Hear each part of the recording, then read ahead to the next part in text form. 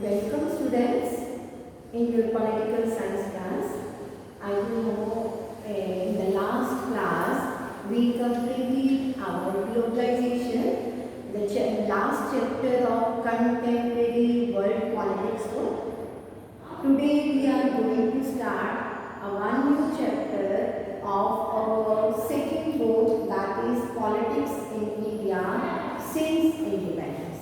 Before this, we completed the process of nation building and era of one party dominance and planned process.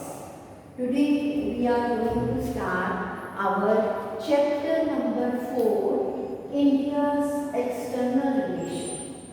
India's external relation is our chapter number 4, which we are going to start.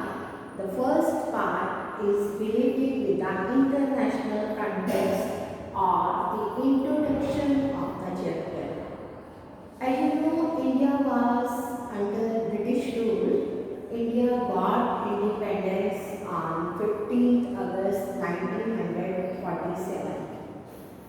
As after independence, India decided to conduct its foreign relation with an aim to respect the sovereignty of all other nations and to achieve security through the maintenance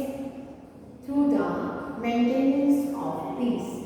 India wanted there should be good relations. In this chapter, we will read about the foreign policy, India's relation with other countries. So, first the part which is related with the introduction of the chapter.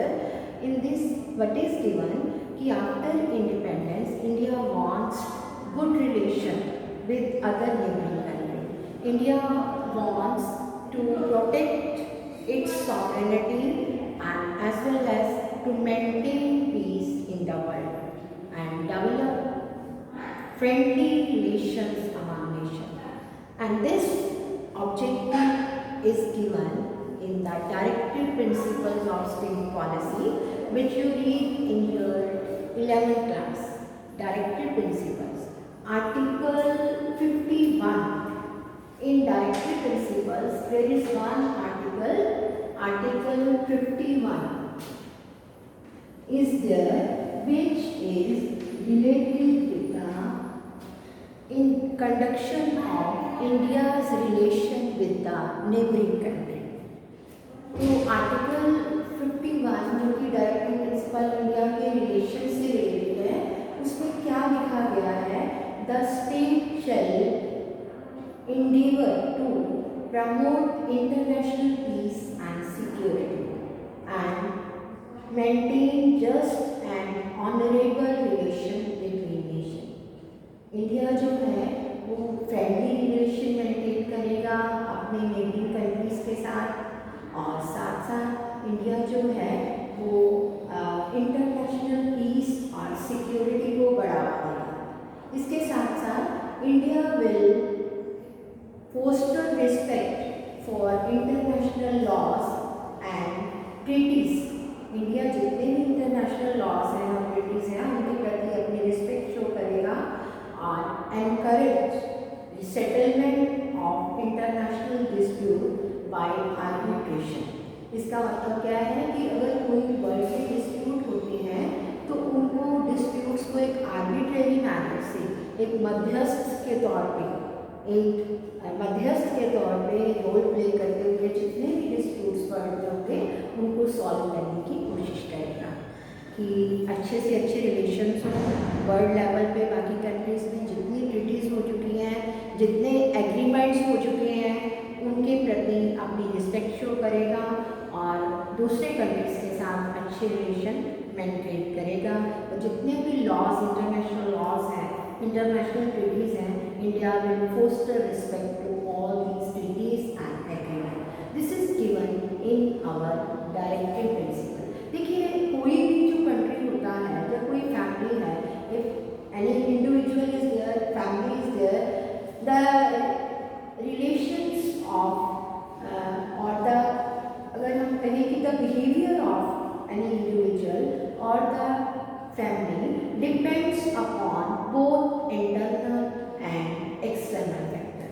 तो इसी तरह से जो India का जो relation था बाकी countries के साथ, कैसे उसकी फॉरेन पॉलिसी होनी चाहिए, but principles should be there in the foreign policy of India.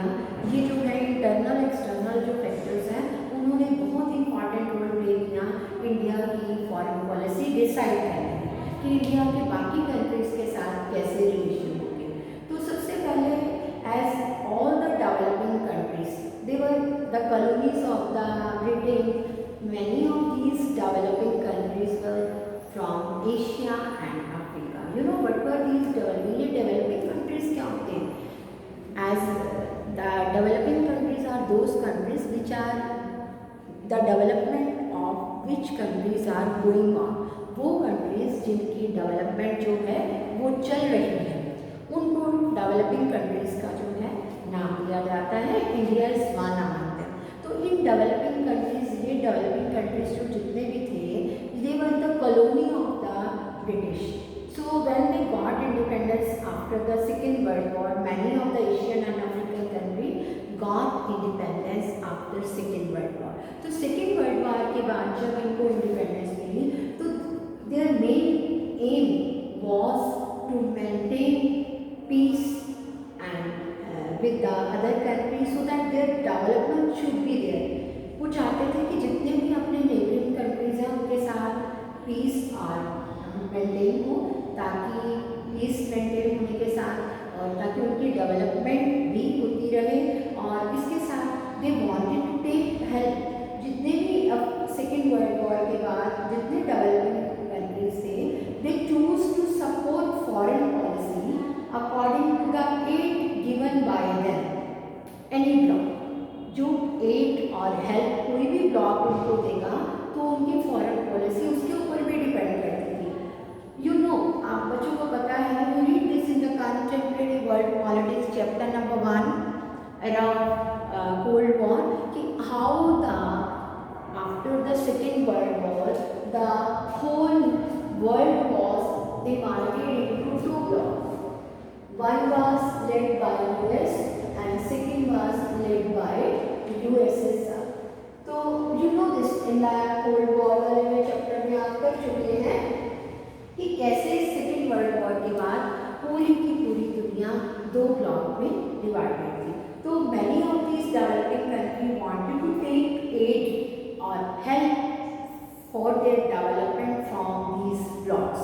तो उसके बाद जब there was the end of the cold war, तो उसके बाद कोल्ड के वॉर के एंड होने के बाद 1990s की बात हम कर चुके हैं अपने सेकेंड चैप्टर में एंड ऑफ बायोपोलैरिटी। उसमें भी हमने ये बात की थी कि कैसे 1990 में दोनों ब्लॉक जो थे, दोनों में से एक ब्लॉक जो था यूएसएसआर वो डिसइंटीग्रेट हो गया और 1990s में एक ही ब्लॉक बचा, ये था यूएस।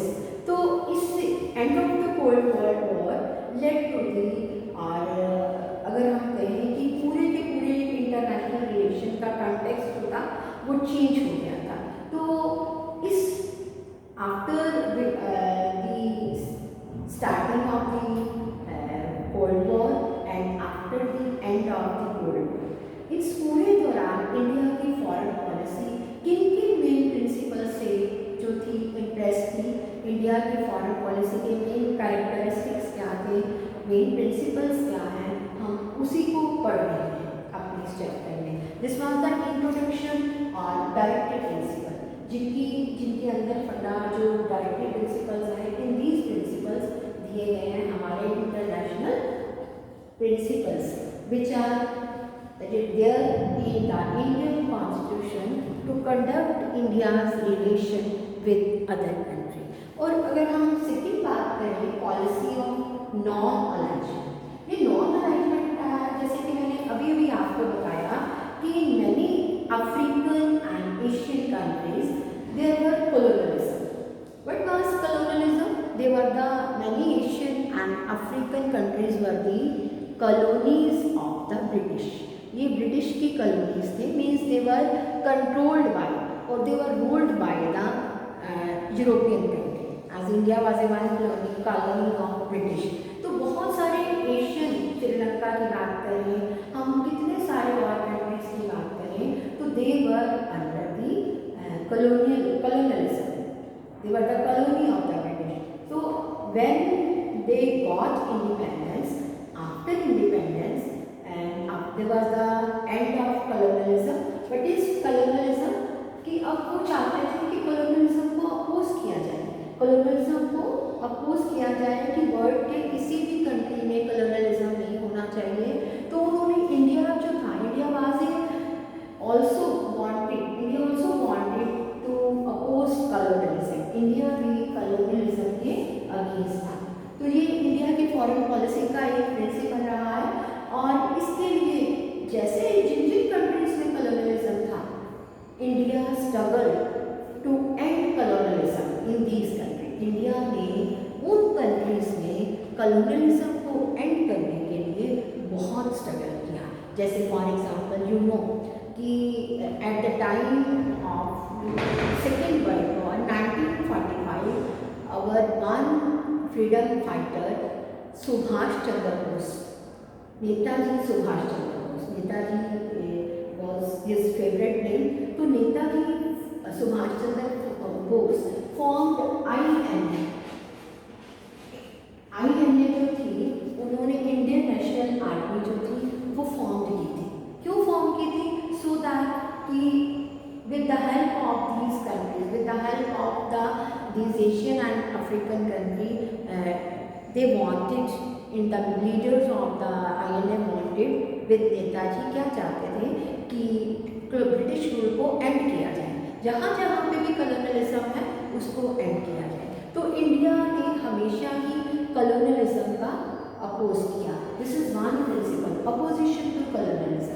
और इसके साथ साथ तो अब हमारी, अगर हम अलग नॉन अलाइनमेंट की बात करें तो as in world was divided into two block, तो India did not join any block. India ने किसी को भी डिड नॉट जॉइन, इंडिया ने किसी भी ब्लॉक को ज्वाइन नहीं किया. और तो this is the policy of non alignment. इसको नॉन अलाइनमेंट का नाम दिया जाता है NAM, non aligned movement. NAM means non alignment. India did not join any block, India remain independent and India followed the policy of neutrality. और तो उसके साथ साथ जो था, और लेकिन अगर हम एक और बात करें कि अब तो 1990 से there is end of bipolarity, end of Cold War. तो इसके साथ साथ ही there was the establishment of UN. UN जो थी उसकी establishment हुई in 1945. You read about this UN in your one full chapter.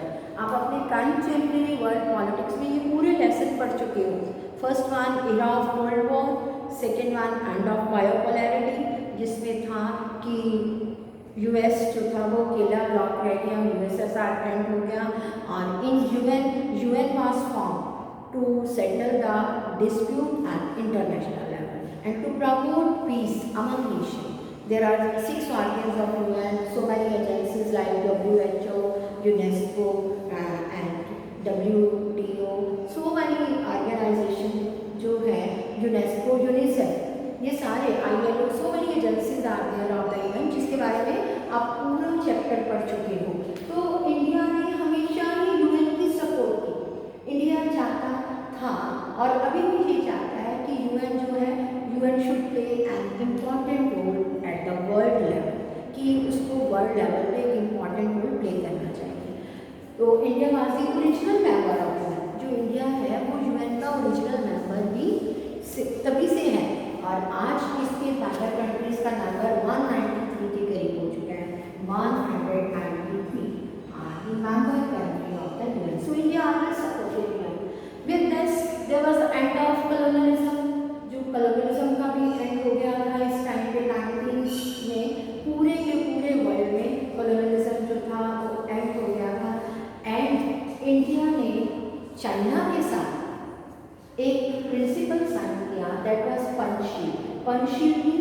पंच मतलब फॉर फाइव, शील मतलब कोड ऑफ कंडक्ट, कि जो इंडिया के चाइना के साथ रिलेशन को कायम करेगा। इंडिया ने ये अपनी इंडिपेंडेंस के बाद 1961 में ये प्रिंसिपल जो था पंडित जवाहरलाल नेहरू ने चाइना के साथ साइन किया कि दोनों country, both the country will not interfere in the internal affair of each other, both the country जो है वो नॉन अग्रेशन को अप्लाई करेंगे या नॉन किसी का दूसरे पे अटैक नहीं करेंगे, दोनों जो है टेरिटोरियल इंटीग्रिटी और सॉवरेनिटी की रिस्पेक्ट करेंगे। एंड इसके साथ ही कि को existence, one important principle of Panchsheel was को एग्जिस्टेंस। ये को एग्जिस्टेंस क्या होती है, हिंदी में इसको बोलते हैं सह अस्तित्व, कि दूसरे की अस्तित्व को, दूसरे की एग्जिस्टेंस को एक्सेप्ट करना। तो इंडिया ने चाइना के साथ साइन किया, बट ये later on in 1962 China attack on India. हमारा जो सेकंड पार्ट है इसी चैप्टर का, will read about India's relation with China in detail. उसमें हम चाइना के साथ इंडिया के रिलेशन डिटेल में पढ़ेंगे। वैसे हमने कंटेम्प्रेरी वर्ल्ड पॉलिटिक्स में भी, आपने कंटेम्प्रेरी साउथ एशिया वाले चैप्टर में और साथ में अल्टरनेटिव सेंटर ऑफ पावर में भी चाइना डिटेल में पढ़ा है। तो इंडिया ने पंचशील प्रिंसिपल साइन किए और इसके साथ साथ इंडिया डिसआर्मामेंट, डिसआर्मामेंट क्या होता है, निशस्त्रीकरण। इंडिया चाहता है वर्ल्ड लेवल में कि हथियारों की जो रोक है, हथियारों की जो बन रहे हैं उनके ऊपर रोक लगाई जाए। This is known as disarmament. इसको डिसआर्मामेंट का नाम जो है वो दिया जाता है। तो इंडिया चाहता है कि जो मनी अगर वेपन्स की बजाय किस पे लगाई जाए, वेपन बनाने की बजाय उसको पैसे को लोगों की वेलफेयर पे लगाया जाए।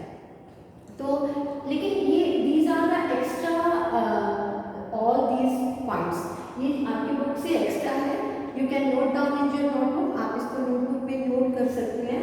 इन योर बुक दीज पॉइंट्स आते हैं, सो मैंने इसीलिए एक लाइन लगा दी है। तो इंडिया ने नॉन पॉलिसी की, नॉन अलाइनमेंट की पॉलिसी फॉलो की। देन नेहरूज रूल, अगर हम इंडिया की फॉरेन पॉलिसी में इंडिया के फर्स्ट प्राइम मिनिस्टर की बात करें, हुआ he was Pandit Jawaharlal Nehru. He was foreign minister also, वो फॉरेन मिनिस्टर भी थे, प्राइम मिनिस्टर भी थे, his own foreign minister, he was his own foreign minister. तो उसके साथ साथ both as a prime minister and foreign minister he played an important role in conduction of India's relation with other countries. He played an important role from 1946 to 1964. 46 से लेकर 1964 तक उन्होंने important role play किया। उनकी जो policies थी, उस foreign policy के 3 main principles were there. What were the 3 principles of Nehru's foreign policy? Number 1, first one was to earn sovereignty. He wanted कि hard earned sovereignty जो है उसको preserve किया जाए, कि sovereignty होती है सुपर पावर। सुपर पावर जो है वो कंट्री की, एक कंट्री की जो sovereignty है, प्रभुसत्ता जिसको हिंदी में बोलते हैं, वो जो है वो हार्ड अर्न है, बड़ी मुश्किल से हमें मिली। तो इसको प्रिजर्व करके रखा जाए।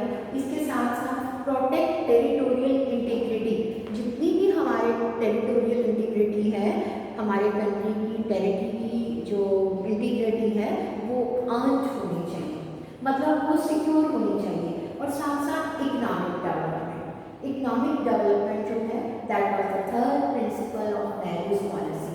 नेहरू की पॉलिसी का वो थर्ड प्रिंसिपल था। तो नेहरू इन तीनों ऑब्जेक्टिव को पूरा करना चाहते थे। और इसके साथ साथ उनका, अगर हम, he was one of the main most supporter of non alignment. उन्होंने नॉन अलाइनमेंट की पॉलिसी का भी काफ़ी ज़्यादा सपोर्ट किया। लेकिन क्यों उस टाइम पे बहुत सारी जो पार्टीज थी एंड बहुत सारे लीडर्स थे, दे वांटेड कि इंडिया शुड ज्वाइन यूएस, कि इंडिया को यूएस को ज्वाइन कर लेना चाहिए, क्योंकि there was democracy in US. USSR was following the policy of communism. तो बहुत सारे लीडर्स जो थे, जनसंघ पार्टी थी और उसके साथ साथ भारतीय जनसंघ पार्टी जो थी और एक अलग जो पार्टी थी स्वतंत्र पार्टी, उन्होंने भी सपोर्ट की कि India should join US because there is democracy in US, in India there is also democracy, so India should join US. लेकिन जो हमारे पंडित नेहरू थे first prime minister, he was a great supporter of non alignment. वो non alignment के great supporter थे। वो नहीं चाहते थे कि दोनों में से किसी भी ब्लॉक को शामिल किया जाए। तो इसीलिए distance from the two block, दोनों ब्लॉक से डिस्टेंस जो था वो बना के रखा गया। कैसे डिस्टेंस? क्योंकि दो ब्लॉक थे, one was US, second was USSR. India did not join any block, India followed a policy of non alignment.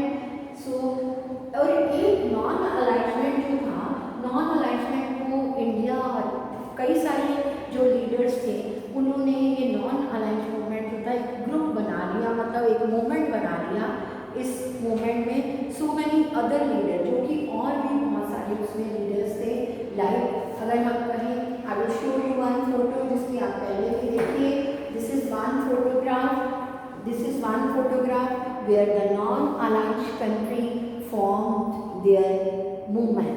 These were one from Ghana, Nkrumah was from Ghana, पंडित जवाहरलाल नेहरू, नक्रुमा, और उसके साथ साथ इजिप्ट प्रेसिडेंट वॉज देयर, और उसके साथ साथ Egypt के साथ साथ यूगोस्लाविया, और यूगोस्लाविया के साथ साथ वन घाना, इजिप्ट, यूगोस्लाविया, और इसके साथ साथ जो एक one more person was there, those who form. ये जो लोग थे इन्होंने अपना नॉन अलाइंस मूवमेंट जो था वो चलाया, और ये चाहते थे कि इंडोनेशिया, घाना, इजिप्ट, इंडोनेशिया, इंडिया, नेहरू, ये सारे यूगोस्लाविया, ये सारे जो लोग लीडर्स थे वो उन्होंने इकट्ठे हुए और उन्होंने नॉन अलाइंस मूवमेंट चलाया। देखिए, अगर हम कोल्ड वॉर की बात करें तो हम अपने कोल्ड वॉर के चैप्टर में कर चुके हैं कि इन दोनों ब्लॉक्स में आपने अपने मिलिट्री अलायंस बनाए। NATO was form by US, ये आप पहले पढ़ चुके हो, नॉर्थ अटलांटिक ट्रीटी ऑर्गेनाइजेशन। ये एक मिलिट्री जो अलायंस था that was form by US and Warsaw was formed by USSR. USSR ने वार्सा जो था वो बनाया था, वार्सा यूएसएसआर ने। तो इंडिया ने तो किसी ब्लॉक को शामिल नहीं हुआ, लेकिन कुछ क्रिटिक्स कह रहे थे कि इंडिया का जो झुकाव था दैट वाज टुवर्ड्स यूएसएसआर की तरफ था। क्यों, कैसे कह सकते हैं कि इंडिया का झुकाव यूएसएसआर की तरफ था? क्योंकि when Britain attacked Egypt in 1956 Britain attacked Egypt for in the matter of Suez Canal। Suez canal को लेकर इंग्लैंड ने इजिप्ट के ऊपर अटैक कर दिया। तो इंडिया ने इंग्लैंड का काफ़ी ज़्यादा इस चीज़ का प्रोटेस्ट किया। लेकिन लेटर ऑन जब यूएसएसआर ने हंगरी पे अटैक किया तो इंडिया ने इसका कोई प्रोटेस्ट नहीं, जो प्रोटेस्ट था वो नहीं किया।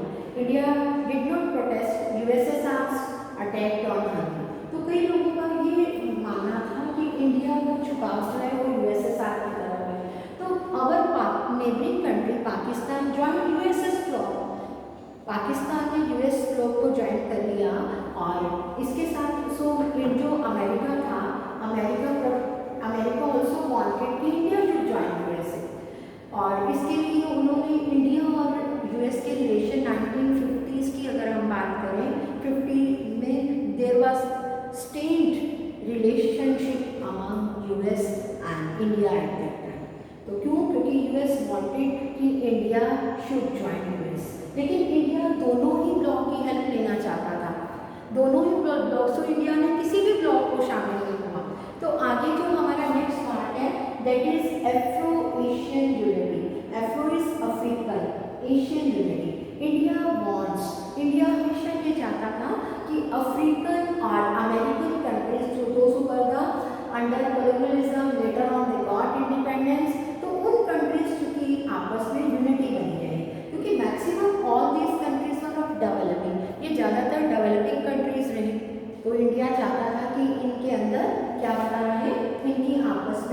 यूनिटी बनी रहे। तो इसके लिए इंडिया ने 1947 में एक अफ्रो एशियन रिलेशन कॉन्फ्रेंस को कन्वेट किया। Asian relation conference was कन्वेट by India in 1947। उसके बाद इंडिया जो था एज वन, इंडोनेशिया की अगर हम बात करें तो Indonesia was a one colony of Dutch. Indonesia Dutch की कॉलोनी थी, तो इंडिया वांटेड कि इंडोनेशिया शुड गॉट इंडिपेंडेंस। तो इंडिया ने इंडोनेशिया की इंडिपेंडेंस के लिए फाइट किया। और इसके साथ साथ south Africa was following the policy of racism. वहाँ पे निग्रोस के साथ, ब्लैक लोगों के साथ जो कि मेजॉरिटी में थे, माइनॉरिटी वाइट लोगों के द्वारा, जिनका नंबर कम था वाइट लोगों का, जो वाइट लोग थे, तो उनके द्वारा उनके साथ ब्लैक के साथ डिस्क्रिमिनेशन होता था। This was known as apartheid, racial discrimination. तो इंडिया ने उसका प्रोटेस्ट किया और इसके साथ साथ इंडिया ने इंडोनेशिया की इंडिपेंडेंस के लिए, जो कि डच की कॉलोनी था, फाइट की। और एक मीटिंग हुई इंडोनेशिया के एक सिटी में, Bandung. There was one meeting of these countries in Bandung city of this Bandung city is the one part of Indonesia। और वहाँ पे घाना, इंडोनेशिया और इंडिया, इजिप्ट, इनके कंट्रीज के लीडर मिले। और 1961 में जो पहली नाम का फर्स्ट जो था नॉन अलाइड मूवमेंट का फर्स्ट समिट हुआ। फर्स्ट समिट कहाँ पे हुआ? एट बेलग्रेड के अंदर फर्स्ट जो समिट 1961 में। तो इस तरह से नॉन अलाइड मूवमेंट का इंडिया सपोर्टर रहा। तो हम वी कैन से कि इंडिया की फॉरेन पॉलिसी जो है वो कई सारे फैक्टर से अफेक्टेड है। और India always wanted to maintain good relation with other country. तो second part of the chapter is India's relation with China, Russia, Iraq. We will do it later on, or India's nuclear policy. All of you are supposed to revise the work of half-yearly exams. After doing this chapter, we will do the revision videos. इसी chapter की एक दो videos के बाद हम आपको revision जो है वो रिवीजन की वीडियोस डालेंगे उन चैप्टर्स की। Those you have any problem in that chapter, thank you very much.